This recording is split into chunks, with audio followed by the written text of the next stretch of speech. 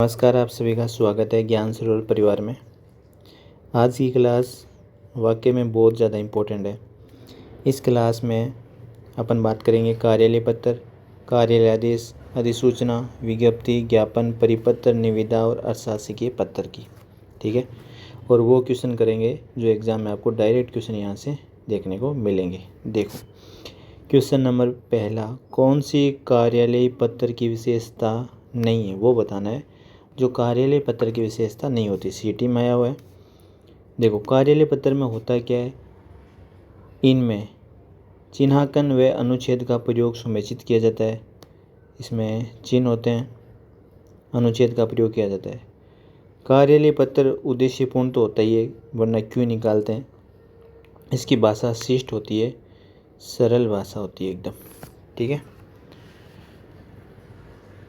कार्यालय पत्र मासिक आपके सामासिक और आलंकारिक होना चाहिए। अलंकारिक होना कोई ज़रूरी नहीं है, क्योंकि अभी मैंने बताया था कार्यालय पत्र की जो भाषा होती है वो एकदम सरल होती है, आराम से समझ में आ जाए। अलंकारिक सामासिक की कोई ज़रूरत नहीं है। ठीक है, कार्यालय पत्र संक्षिप्तता और प्रभाव उत्पादकता से युक्त होना चाहिए। एकदम संक्षिप्त और प्रभाव उत्पाद जो मोटिव है वो पूरा होना चाहिए। तो इसका आंसर हो जाएगा आपके सी। ठीक है, क्वेश्चन नंबर सेकंड, कौन सा सरकारी पत्र नहीं है वो आपको बताना है। देखो, परिपत्र सरकारी पत्र होता है, अधिसूचना सरकार से आती है। ठीक है, अनुस्मारक ये भी आपके किस में हो गया, इसी में होता है। एक दो आप और पढ़ते हो, ज्ञापन, विज्ञप्ति, ठीक है, निविदा, टेंडर और अशासकीय पत्र, ये जितने भी है ये सरकारी पत्र, इनको रट लेना। ऐसा ही क्वेश्चन आपको 4th ग्रेड में देखने को मिलेगा कि इनमें से कौन सा सरकारी नहीं है। परिपत्र, अनुस्मारक, अधिसूचना, विज्ञप्ति, ज्ञापन, निविदा और अशासकीय पत्र। क्वेश्चन नंबर 3, ज्ञापन के विषय में आपको असत्य कथन का चयन करना है।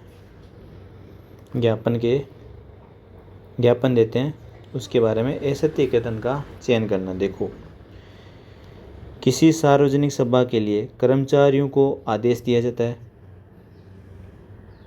तो सबसे पहला ऑप्शन ही गलत है। ज्ञापन में क्या है, किसी सार्वजनिक सभा के लिए कर्मचारियों को आदेश दिया जाता है, तो इसमें बिल्कुल भी ऐसा नहीं होता। देखो, ज्ञापन में न महोदय और न ही आपके संबोधय और भवदीय जैसे शब्दों का प्रयोग होता है। ज्ञापन अन्य पुरुष शैली में लिखा जाता है, सही बात एकदम। ज्ञापन एक ही मंत्रालय, विभाग, शाखा, अपने समकक्ष या अधीनस्थ अधिकारी या कर्मचारी को लिखा जाता है, ना कि सार्वजनिक सभा को। ये आपको ध्यान रखना है। तो इसका आंसर हो जाएगा 1। क्वेश्चन नंबर 4 देखो, पूर्व में प्रेषित पत्र की याद दिलाने के लिए भेजा जाने वाला पत्र क्या होता है, अनुस्मारक होता है। कि जो पहले भेजा था वो आप भूल गए तो उसको वापस देखो। ठीक है, पूर्व में प्रेषित पत्र को याद दिलाने में अनुस्मारक। कार्यालय पत्र की भाषा कैसी होती है, अभी भी हमने पढ़ा था, अलंकार भाषा नहीं होती, सरल और सहज होती है।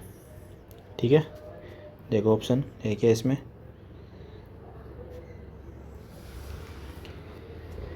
अब देखो, कार्यालय पत्रों की भाषा औपचारिक होनी चाहिए। यहाँ क्वेश्चन में आप देखना, कई जगह आपको औपचारिक तो होती है। ठीक है, और भाषा अपने ऊपर भी देखा था कि सरल होती है। तो ऐसे क्वेश्चन आपको ध्यान रखना, ऐसे दोनों ही इसमें ऑप्शन ठीक है। कई जगह इसमें ये भी मान रखा है और ये भी मान रखा है।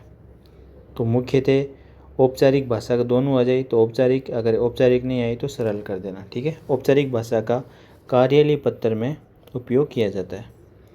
कौन सा पत्र 100 से अधिक संख्या में किसी को भी भेजा जा सकता है। देखो, परिपत्र होता है वो एक साथ 100 से अधिक संख्या परिपत्र में सबको भेज सकते हैं। देखो, ये निविदा में नहीं होता, कार्यालय पत्र में नहीं होता, अनुस्मारक तो याद दिलाने में होता है, ऐसे ही कट जाएगा।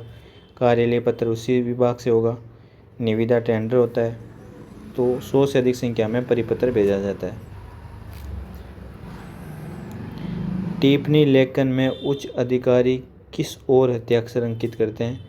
ये जैसे लेखन है, किस ओर इसमें हस्ताक्षर करेंगे, तो आपके दाईं ओर हस्ताक्षर कर देंगे। ठीक है। टिप्पणी लेखन में उच्च अधिकारी दाईं ओर हस्ताक्षर अंकित करते हैं। क्वेश्चन नंबर 8, कार्यालय पत्र में इनमें से क्या नहीं होना चाहिए। देखो अपन ने पढ़ी थी, सरल होना चाहिए, संक्षिप्त होना चाहिए, स्पष्ट होना चाहिए। ठीक है, ये चीज़ें अपने कार्यालय, ये औपचारिक भाषा का प्रयोग होता है। आडंबर और पूर्ण भाषा शैली, ये ऐसा वर्ड इसमें नहीं होने चाहिए, आडंबर पूर्ण भाषा शैली। क्वेश्चन नंबर 9, कार्यालय पत्र का मसौदा लिखते हुए सबसे पहले किसका उल्लेख किया जाता है। सबसे पहले ये कार्यालय पत्र है तो सबसे टॉप पे आपके पत्र क्रमांक संख्या ही आती है। ठीक है, कार्यालय पत्र का मसौदा लिखते समय क्रमांक संख्या ही उल्लेख होती है। कर्मचारी के उपार्जित अवकाश की स्वीकृति हेतु निकाला गया पत्र क्या कहलाता है। देखो कर्मचारियों के उपार्जित अवकाश के लिए, वर्ड पे ध्यान देना, कर्मचारियों के उपार्जित अवकाश की स्वीकृति हेतु, तो ये कर्मचारियों के लिए है तो कार्यालय आदेश में ये आएगा। परिपत्र 100 से अधिक संख्या में भेज सकते हैं। अनुस्मारक पहले भेजा गया जो पत्र है उसकी याद दिलाने के लिए। क्वेश्चन नंबर 11, परिपत्र की कौन सी विशेषता नहीं है। देखो परिपत्र को पत्राचार का रूप नहीं माना जाता है। सही बात है, पत्राचार में परिपत्र नहीं आता, ये बात तो एकदम सत्य है। जो सत्य नहीं है वही बताना है। परिपत्र में किसी भी प्रकार के उत्तर की अपेक्षा नहीं की जाती। मोस्ट इम्पोर्टेंट है, परिपत्र में उत्तर की अपेक्षा नहीं की जाती, भेजा जाता है। जिसने पढ़ लिया ठीक है।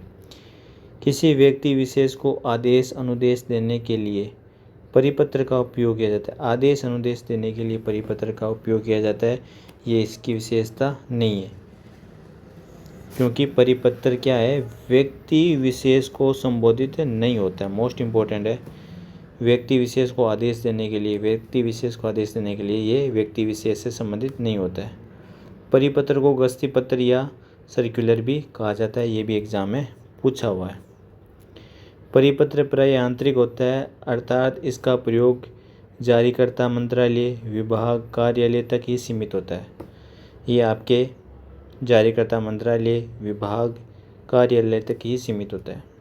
परिपत्र गस्ती पत्र जब एक ही सूचना, आदेश, निर्देश या संदेश कई व्यक्तियों तक, कार्यालयों को भेजना हो, क्या है, आपकी एक ही सूचना को, ऐसी स्थिति में जो में लिखे जाने वाला पत्र परिपत्र या गस्ती पत्र कहलाता है। परिपत्र की सभी प्रतियां पर अधिकारी के हस्ताक्षर नहीं होते, सभी पर हस्ताक्षर नहीं होते परिपत्र में, केवल कार्यालय जो प्रति होती है उसी पे हस्ताक्षर होते हैं, सब पे नहीं करते परिपत्र में।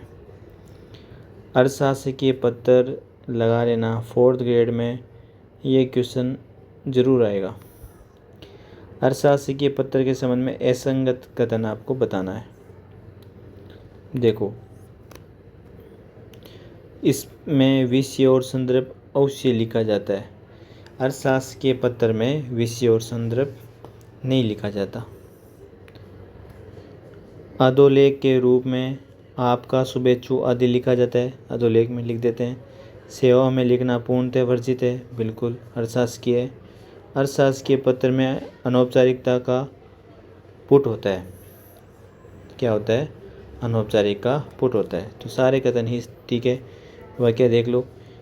इस विषय और संदर्भ अवश्य लिखा जाता है, अशासकीय या अर्धसरकारी पत्र में संबंध में असंगत है। अशासकीय पत्र की किसी आवश्यक कार्य की ओर संबंधित अधिकारी को तुरंत ध्यान आकर्षित करने के लिए, ध्यान रखना, अशासकीय पत्र किसी आवश्यक कार्य की ओर से संबंधित अधिकारी को तुरंत ध्यान आकर्षित करने के लिए किसी विभाग से कोई जानकारी लेने, आपस में विचार विमर्श करने या किसी भी प्रकार की सूचना को आदान प्रदान करने या किसी की भी प्रकार को स्पष्टीकरण देने के लिए लिखा जाता है अशासकीय पत्र। ये ध्यान रखना, मोस्ट इम्पोर्टेंट है। कोई भी तुरंत एक्शन लेना, कोई भी चीज़ पर ध्यान आकर्षित करना, विचार विमर्श करना, वहाँ पे आता है अशासकीय पत्र। देखो अगला, देखो इस क्वेश्चन को ध्यान से देखना। निविदा सूचना प्रारूप में उल्लेखित नहीं होता। निविदा जो टेंडर होते हैं उसमें क्या नहीं होता। देखो गवर्नमेंट क्या 2 प्रकार के टेंडर छोड़ती है, एक तो अंदर ही होते हैं, किसी को पता नहीं चलता, एक सार्वजनिक होते हैं जो न्यूज़पेपर वगैरह में सबको पता चलते हैं। उसमें होता क्या है कि संबोधन या उसमें अधोलेख बिल्कुल भी नहीं होता। इसमें जो गलत है वो यही है। निविदा या टेंडर में होता है कि प्रपत्र जमा कराने की अंतिम तिथि होती है और उसे खोलने की तिथि होती है और कार्य आपूर्ति का उसमें विवरण होता है, पर उसमें प्रारूप में संबोधन और अधोलेख का कोई भी उल्लेख नहीं होता है। देखो निविदा का अर्थ देख सकते हो आप, निर्धारित रकम लेकर वांछित वस्तुएं अथवा आवश्यक सेवाएं देकर कार्य पूरा करने के लिए लिखित गारंटी देना। अंग्रेजी में इसको टेंडर कहते हैं। निविदा सूचना के लिए विभिन्न तथ्य है। ठीक है, देखो निविदा प्रपत्र जमा कराने की अंतिम तिथि, निविदा खोलने की तिथि, कार्य आपूर्ति का विवरण, कार्यालय का नाम और पता, निविदा सूचना संख्या, निविदा की कुल लागत, धरोहर राशि की निविदा शुल्क और निविदा जारी करने वाले अधिकारी का नाम। ये इंपॉर्टेंट है, यहाँ से क्वेश्चन आ सकता है। क्वेश्चन नंबर आपके सामने है 14। देखो अर्ध सरकारी पत्र में लेखन के संबंध में कौन सा अनुपयुक्त कथन है जो गलत है वो आपको बताना है। किसी विषय पर अधिकारी की निजी सम्मति प्राप्त करने हेतु, तो कोई भी विषय है अधिकारी से निजी सम्मति के लिए अर्ध सरकारी पत्र लिखा जाता है। स्मरण पत्र भेजने पर भी उत्तर न प्राप्त होने पर ये अशासकीय पत्र लिखे जाते हैं। अन्य पुरुष बहुवचन भाषा में प्रयुक्त होते हैं। ये आया हुआ क्वेश्चन है, ये अन्य भाषा में नहीं होता है, ध्यान रखना। बाकी जितने भी है वो अन्य पुरुष बहुवचन भाषा में प्रयुक्त होते हैं पर अशासकीय नहीं होते। पत्र की भाषा सरल और स्पष्ट होती है किसमें, अशासकीय पत्र में। देखो अशासकीय पत्र में लेखन में अन्य पुरुष बहुवचन भाषा का प्रयोग अनुपयुक्त होता है। अशासकीय पत्र किसी आवश्यक कार्य की ओर से संबंधित अधिकारी को तुरंत ध्यान आकर्षित करने के लिए या किसी विभाग से जानकारी लेने, आपस में विचार विमर्श करने में अशासकीय पत्र, किसी प्रकार की सूचना का आदान प्रदान करने में अशासकीय पत्र, किसी प्रकार का स्पष्टीकरण देने के लिए लिखा जाता है जो अशासकीय पत्र होता है। विशेषता देख लो, इम्पोर्टेंट है, ध्यान रखना है इसकी विशेषता। किसी विषय पर अधिकारी की निजी सम्मति प्राप्त करना हेतु, निजी सम्मति प्राप्त करने हेतु स्मरण पत्र भेजने पर भी उत्तर न प्राप्त होना। पत्र की भाषा सरल और स्पष्ट होती है किसमें, आपके अर्ध सरकारी पत्र में। पत्र की भाषा व्यक्तिगत पत्रों की भांति होती है और ये उत्तम पुरुष और द्वितीय पुरुष में और आप में लिखा जाता है, अन्य पुरुष में नहीं लिखा जाता। ठीक है, उत्तम और द्वितीय में लिखा जाता है, मैं और आप। पत्र का प्रारूप अनौपचारिक होता है, ध्यान रखना। पत्र का प्रारूप कैसा होता है, अशासकीय का अनौपचारिक। देखो एक था कार्यालय पत्र, वो आपके औपचारिक होता है, औपचारिक भाषा, और अर्थशासकीय में होती है अर्ध अनौपचारिक। ठीक है, ऐसे याद रख सकते हो। कार्यालय औपचारिक होता है और अर्थशासकीय अनौपचारिक होता है।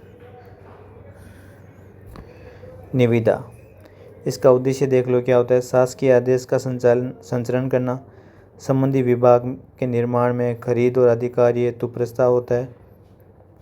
विभागीय कमियों से अधिकारियों को अवगत कराना, और एक ऑप्शन है आपके आमजन के विभागों से परिचित करवाना। सबसे उपयुक्त आपसे इसमें आंसर देना होगा।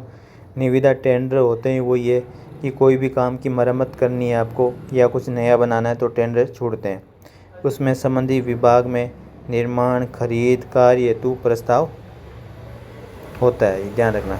ठीक है, देखो निविदा को अंग्रेजी में टेंडर कहते हैं। निविदा निर्धारित रकम लेकर वांछित वस्तु का अपना जो काम है सेवाएं देकर कार्य पूरा करने में लिखित गारंटी होती है। संबंधी विभाग निर्माण, खरीद, कार्यों का प्रस्ताव होता है। निर्माण कार्य करवाना, सामानों की नीलामी करना, ये आपके निविदा टेंडर में आता है। 4 प्रकार की होती है नीलामी, अल्पकालिक, कथित मूल्य और सार्वभौम या विश्वव्यापी निविदा। क्वेश्चन नंबर है 16। अधिसूचना का उपयोग नहीं किया जाता, कहाँ नहीं किया जाता वो बताना है। अधिसूचना आपको सरकार की तरफ से आपको पता है, अधिसूचना नोटिफिकेशन जारी होते हैं। देखो, राजपत्रित अधिकारियों की पदोन्नति हेतु नोटिफिकेशन अधिसूचना आती है। सभी सरकारी कर्मचारियों की नियुक्ति की सूचना हेतु, सभी सरकारी की नियुक्ति के हेतु सूचना, ये आपके अधिसूचना में नहीं आती, सभी सरकारी, ठीक है। सांविधिक नियमों और आदेशों की सूचना, शक्तियों के सौंपे जाने की घोषणा, तीनों में आपके इसमें अधिसूचना होती है। देखो, अधिसूचना का प्रयोग सभी सरकारी कर्मचारियों की नियुक्ति की सूचना हेतु नहीं किया जाता। अधिसूचना का प्रयोग निम्न होता है। देखो, एक तो राजपत्रित अधिकारियों की पदोन्नति, ठीक है, पदोन्नति में सभी सरकारी, ये नाम आया, ये गलत है, यहाँ पे ध्यान देना, ठीक है। कौन से? राजपत्रित अधिकारियों की पदोन्नति ही अधिसूचना में आती है। संवैधानिक नियमों और आदेशों की सूचना, शक्तियों को सौंपे जाने की घोषणा, शासकीय अधिकारी का त्यागपत्र हेतु अधिसूचना भारत के राजपत्र गजट में प्रकाशित होती है, ध्यान रखना। ये क्वेश्चन छप सकता है, PYQ भी है। अधिसूचना कहाँ छपती है? भारत के राजपत्र गजट में प्रकाशित होती है। सरकारी स्तर पर अधिसूचना का प्रयोग अधिकतर भारतीय गजटों में प्रकाशित सरकारी नियम, आदेश, अधिकारी और नियुक्तियों की सूचना के प्रसंग में होता है। देखो, इस क्वेश्चन को ध्यान से देखना, ठीक है, कि परिपत्र के विषय में असंगत कथन को आप चूज करो। अभी देखा था परिपत्र क्या है? कार्यालयों को आदेश उनके लिए भेजा जाता है। संबोधन का प्रयोग नहीं किया जाता परिपत्र में, ये बात तो सही है, ठीक है। तो असत्य है, ये असत्य नहीं, सत्य है ये तो। अधोलेख का प्रयोग नहीं किया जाता, सही बात है, अधोलेख का प्रयोग नहीं किया जाता इसमें। परिपत्र में दो चीज़ें जो प्रयोग नहीं होती, ध्यान रखना। एक तो आपके संबोधन, एक आपके अधोलेख। परिपत्र शब्द का प्रयोग होता है, सही बात है। व्यक्ति विशेष को संबोधित ना कार्यालय व्यक्ति विशेष के लिए परिपत्र नहीं लिखा जाता, पहले भी अपने देखा था ये तो। व्यक्ति विशेष से संबंधित परिपत्र में नहीं आते, ठीक है। परिपत्र गस्ती के आपको सर देखो, परिपत्र को गस्ती पत्र भी बोलते हैं, सर्कुलर इसको इंग्लिश में बोलते हैं, ये नाम भी पूछा जा सकता है। जब एक ही सूचना या आदेश, निर्देश, संदेश को कई व्यक्तियों तथा कार्यालयों को भेजना हो, पर व्यक्ति विशेष के लिए नहीं लिखा जाता है, कार्यालयों को भेजना हो, ऐसी स्थिति में जो पत्र परिपत्र या गस्ती पत्र कहलाता है। परिपत्र की सभी प्रतियां अधिकारियों के हस्ताक्षर नहीं होते, केवल कार्यालय में होता है, ये परिपत्र होता है। प्रेषित समस्त शासन सचिव भारत सरकार, ठीक है। इसमें क्या क्या आता है? परिपत्र लिखते समय निम्न बातों का ध्यान रखना चाहिए। परिपत्र में संबोधन व अधोलेख का बहुविधीय का प्रयोग नहीं होता, यहाँ से क्वेश्चन छपेगा, ध्यान रखना 4th ग्रेड में। परिपत्र शब्द का प्रयोग होता है परिपत्र क्रमांक के नीचे परिस्थिति, जिन्हें भेजा जा रहा है उनका नाम का उल्लेख होता है। नीचे दाईं ओर प्रेषक का नाम और हस्ताक्षर का पदनाम अंकित किया जाता है, ठीक है, पर व्यक्ति विशेष के लिए नहीं होता। किसे राजपत्र, जो अभी देखा था, जो सूचना होती है कि भारत के राजपत्र या गजट में प्रकाशित होती है, वो अधिसूचना होती है, अपने पढ़ लिया था, जिसको नोटिफिकेशन बोलते हैं। किसी भी सरकारी राजपत्र अधिकारी की नियुक्ति, पदोन्नति, अवकाश प्राप्ति, त्यागपत्र, सरकारी नियम, आदेश, आज्ञाओं की राज्य सरकार द्वारा की गई घोषणा को अधिसूचना कहते हैं। अधिसूचना किसी व्यक्ति विशेष से संबंधित भी हो सकती है, किंतु इनका संबंध सामान्य जनता से होता है, इसलिए इन्हें राजकीय राजपत्र में अनिवार्य प्रकाशित की जाती है, अथवा आवश्यक होने पर समाचार पत्र में भी प्रकाशित किया जाता है। अधिसूचना किसी अधिनियमित के अंतर्गत जारी की जाती है, अन्य पुरुष शैली में ये लिखी जाती है, ध्यान रखना। परिपत्र या गस्ती पत्र अपन देख लिया, एक ही सूचना, आदेश, निर्देश को कई व्यक्तियों तक कार्यालयों को भेजना, ठीक है, ऐसी परिस्थिति में लिखा जाने वाला पत्र परिपत्र कहलाता है, इसी को गस्ती पत्र बोलते हैं। निविदा टेंडर आपने देख लिया, सरकारी और गैर सरकारी प्रतिष्ठानों में किसी निर्माण कार्य संपन्न कराने के लिए निविदा। जब भी निर्माण आएगा तब निविदा आ जाएगी, ठीक है। समाचार में आप पढ़ते हो ज्ञापन, मेमोरंडम बोलते हैं इसको। ज्ञापन या स्मरण पत्र होता है, ये मोस्ट इम्पोर्टेंट है।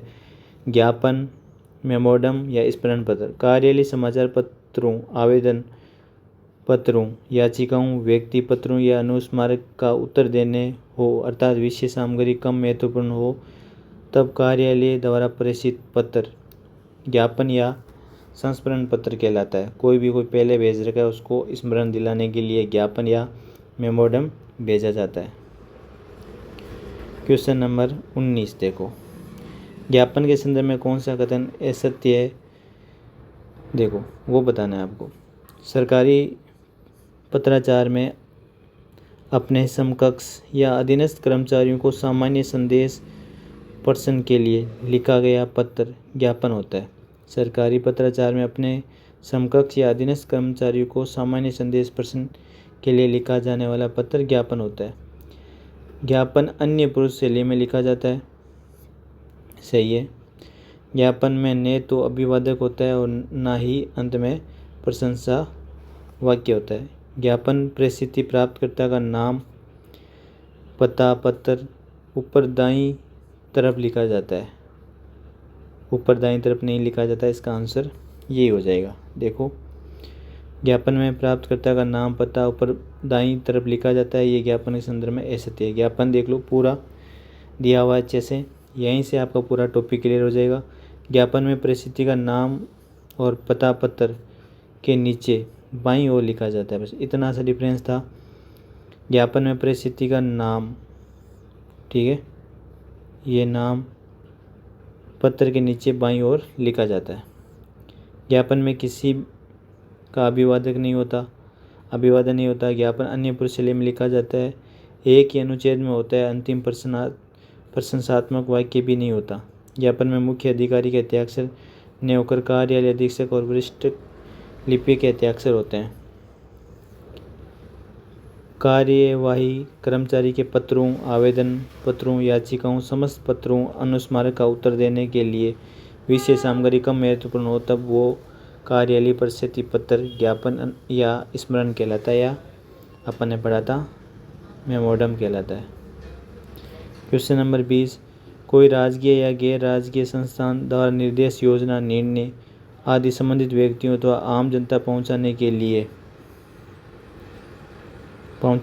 प्रयोग किया जाता है, तो विज्ञप्ति। देखो इम्पोर्टेंट है, क्योंकि कोई राजकीय या गैर राजकीय संस्थान अपने निर्देश या योजना या निर्णय आदि को संबंधित व्यक्ति या आम जनता तक पहुंचाने के लिए विज्ञप्ति, आम जनता के लिए विज्ञप्ति आती है, ध्यान रखना, का प्रयोग किया जाता है। इसके बाद आता है अपने कोई राजकीय या गैर राजकीय संस्थान अपने निर्देश, योजना, निर्णय आदि से संबंधित व्यक्तियों या आम जनता तक पहुंचाने के लिए क्या जारी करती है, विज्ञप्ति। सरकार या गैर सरकार उसकी जो भी योजना है या जो भी उसके निर्णय आम जनता तक पहुंचने के लिए विज्ञप्ति आती है। विज्ञप्ति शब्द से तात्पर्य होता है सूचित करने की क्रिया, कोई जानकारी देना। यदि विज्ञप्ति की सूचना कार्यालय के कर्मचारियों तक ही पहुंचाना हो तो उसे निश्चित प्रारूप में लिखकर कार्यालय के सूचना पट पर लगाया जाता है कि कम तक ही जाएगी। किंतु यदि विज्ञप्ति के व्यापक प्रसार की आवश्यकता हो तो उसे समाचार पत्रों में भी प्रकाशित किया जाता है, इसी को बोलते हैं विज्ञप्ति। लास्ट क्वेश्चन है कि इनमें से कौन सा असत्य कथन है वो बताना है। सरकारी कार्यालयों द्वारा सामान आपूर्ति, निर्माण कार्य आदि के लिए कार्य संपन्न करने वाले व्यक्तियों या प्रतिष्ठान को समाचार पत्रों के माध्यम से प्रकाशित किया जाता है, उसको निविदा बोलते हैं। ये कथन तो एकदम सत्य है, अपन को असत्य बताना है। सरकारी प्रतिष्ठान ही निविदा जारी कर सकते हैं, क्यों गैर भी तो कर सकते हैं ना। निविदा में अनुमानित राशि व कार्य का विवरण देना आवश्यक है, सही बात है, ठीक है, ये भी सत्य है, ये भी सत्य है। निविदा में क्रमांक जारी करने वाले अधिकारी का पदनाम आवश्यक लिखा जाता है, एकदम ये कथन सही है। सरकारी प्रतिष्ठान ही निविदा जारी कर सकते हैं, ये कथन निविदा के विषय में असंगत है। क्योंकि सरकारी और गैर प्रतिष्ठान अपने किसी निर्माण में संपन्न कराने या सामान की आपूर्ति के लिए उक्त कार्य कर सकने वाले व्यक्तियों को सूचना देते हैं। समाचार पत्र में ये आ सकती है। तो ये अपना कंप्लीट चैप्टर हो गया। लाइक और कमेंट करके ज़रूर बताना ये आपको क्लास कैसी लगी। अगर आगे अपन इसको कंटिन्यू करें क्या। धन्यवाद सभी का। और जिसने यूट्यूब चैनल सब्सक्राइब नहीं कर रहा है वो अभी कर लीजिए। इन्हीं में से आपको क्वेश्चन एग्ज़ाम में देखने को मिल जाएगा। धन्यवाद सभी का।